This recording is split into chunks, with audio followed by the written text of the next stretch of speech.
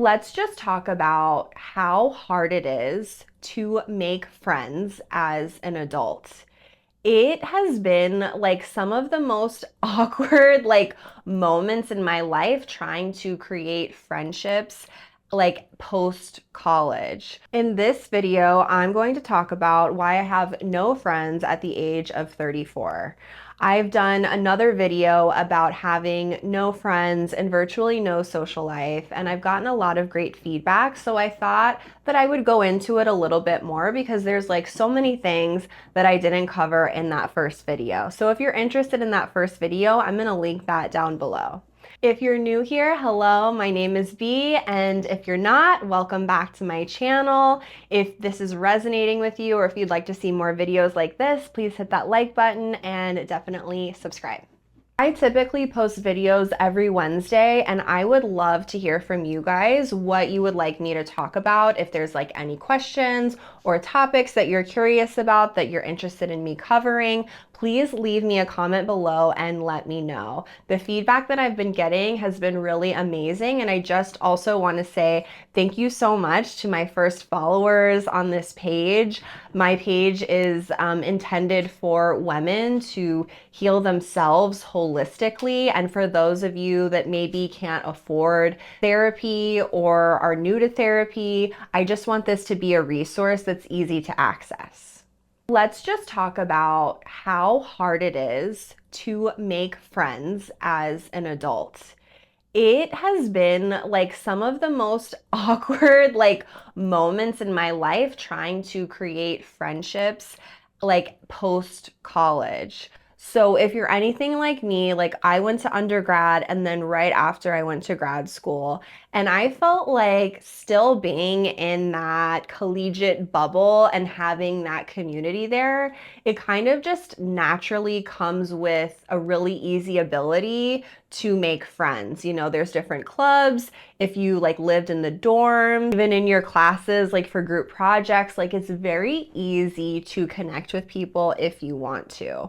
I have been shy very much so in the past. But making friends wasn't necessarily difficult. But after graduating from my master's program, I sort of kept like maybe one or two really close friends from my program, and they had been my friends for years. And so I didn't really see the point to make new friends. I'm the type of person where I'll be close with like one or two people. I don't need like a huge group of people. I'm naturally introverted, so that just worked for me. However, like I talked, excuse me. In my previous No Friends video, I did talk about that friendship breakup. So if you've ever gone through anything like that, or if you're currently navigating that now, I would definitely recommend go checking that out. But after I got through that heavy time, I realized, wow, I like don't really have any friends, and it's so hard to make friends at this point in my life. I'm not in any sort of program. I'm not a part of like any sort of community. I've moved from one state to another. I was feeling, and still kind of am feeling actually at this point, pretty alone and somewhat isolated. Sometimes I will get an urge or maybe like a little spark of inspiration to go connect with someone that I see out in public. Like for instance, I was at a Pilates class a couple of months ago, and I saw this woman and she just had like a really cool style. She had cool tattoos, and I was just like, huh, like maybe she could be my friend. Like that looks like someone that, you know, might have the same interests as me. But it was so hard for me to even say hello to her. Like I just felt like this barrier, because whenever someone's out in public, like everyone is on their phones. Like look around at like the next doctor's office you're at or the grocery store in the line. What is everyone doing? They're just on their phone scrolling. So it can feel kind of awkward to like go up to someone and like interrupt what they're doing on their phone. And it can just feel terrifying to go up to someone and like randomly strike a conversation, because I have like parts that are very deeply afraid of rejection and fear of judgment.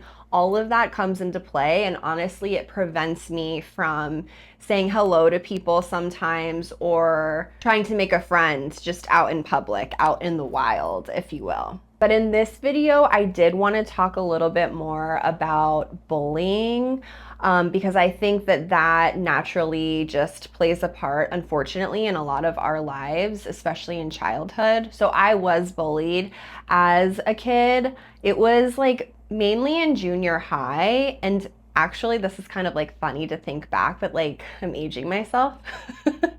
But this was when AOL Instant Messenger was a thing. So if you can remember your, what is it, AIM? Yeah. If you can remember your AIM like username, please comment below. I would love to hear it. I feel like it's very nostalgic. Mine was Pretty in Pink for a while. I know that that was mine. I had some other ones, but I'm pretty sure that was the one that I used. AIM had just like become a thing, and I was getting cyberbullied. And that was like unprecedented at that point, like it was rough. I'm not gonna lie, it was rough. And I had just become friends with like a new group of girls. Like I said, typically I like to have one or two close friends, but I was like at a different point in my adolescence, and I was, wanting to be more popular, wanting to be more liked, wanting more attention, that sort of thing. I was going through that phase. And so I was friends with a group of like really popular girls. I felt like so accepted. I had gotten in, like I just felt like everything was great. And then one day, I feel like my whole world came crashing down. I started getting bullied. They had turned on me. I was so afraid to go to school. I was like I was such a nerd. I loved school. I like got straight A's. I loved learning. And I started asking my mom to stay home from school because my stomach hurt. Like I was having, somatic symptoms of everything that was going on. And that was like a major, obviously, red flag and warning sign.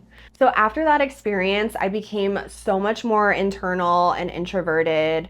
I still had like one or two friends that were outside of that group. So I feel like that was supportive to me. However, I did start to develop an eating disorder at that time. I clearly felt very out of control. So I started to like control my food intake at that point. It was just like a really, really rough time. So this is the interesting thing, and we're kind of getting into like a little bit of the mind and the subconscious. But fast forward to my college days, and I was a freshman in college, and a very similar experience happened. I was at the dorms. I had met this roommate. We were like really tight in the beginning. I felt like a really good connection with her. I didn't know that many people at the college. We were in an all girls dorm. So in my wing, there were other girls, and my roommate had started to become friends with these other girls. Like I said, naturally, I was very shy. So I was a little bit more reserved, but she was making really close connections with these girls. And so as time went on, I started to make a couple of friends in that group as well, started to feel more accepted and liked. And it felt honestly a bit nostalgic, like, oh, this is really great. Like, this is how things used to be. Like, it feels good to be a part of a group, to go out, have fun, all of that. Fast forward a little bit, same thing starts to happen. One or two girls start to turn on me, dynamics change. My roommate turned on me. I was then creating with my mind, not consciously, obviously, but the same, almost the identical situation that had happened to me in junior high. And I firmly believe it's because it was a lot of unresolved trauma, a lot of unresolved emotions. And that was the universe's way of saying, hey, look, you have these belief systems about women, about friendships. This is happening again. But at that time, I had no consciousness or awareness on that level whatsoever. So this just speaks to the power of the mind. It's so crazy how your mind can literally create the same sort of theme and situation, but it's different people, different circumstance. Same text, different font. So this is all to say, like, I wanted to put myself out there, again, vulnerable, share, to let you know, like, if you've experienced any sort of bullying, friendship breakup, stuff like that, you are so not alone. I know how badly that hurts. And honestly, like, I've been through multiple breakups throughout my life. I'm a firm believer that friendship breakups, especially I can speak to woman, girl to girl, they hit so deep, like they cut so deep. It's these things in my life have been more anxiety provoking and more heartbreaking than any sort of romantic breakup that I've been through. I know what it feels like to be so afraid and so scared that you're going to be hurt again. And those feelings can definitely prevent us from like putting ourselves out there. And honestly, like I've been leaning into those feelings. I went through kind of like a weird sort of experience, like trying to put myself out there and make friends again. And honestly, like the friends that I was attracting just like weren't in alignment with me and my values. And I think I still have, some healing and like processing to do around that trauma. So it's okay to kind of cocoon and go into your safe space. I know that there's a lot of content out there, maybe telling you to stretch and to go outside your comfort zone and to do all of these things to grow. And while I think that that is really important as well, I think equally important is for you to feel safe and to stay inside your comfort zone for certain periods of time when you're healing and grieving and just going through your thing. You don't always have to be growing and stretching. So if you've made it this far in the video, I am so grateful that you're here. I would love to know what you're thinking about this video and about my content. So please feel free to drop a comment below. Don't forget to hit that subscribe button, hit the bell for notifications. Like I said, I typically make videos every Wednesday, so be on the lookout for that. And see you in the next video.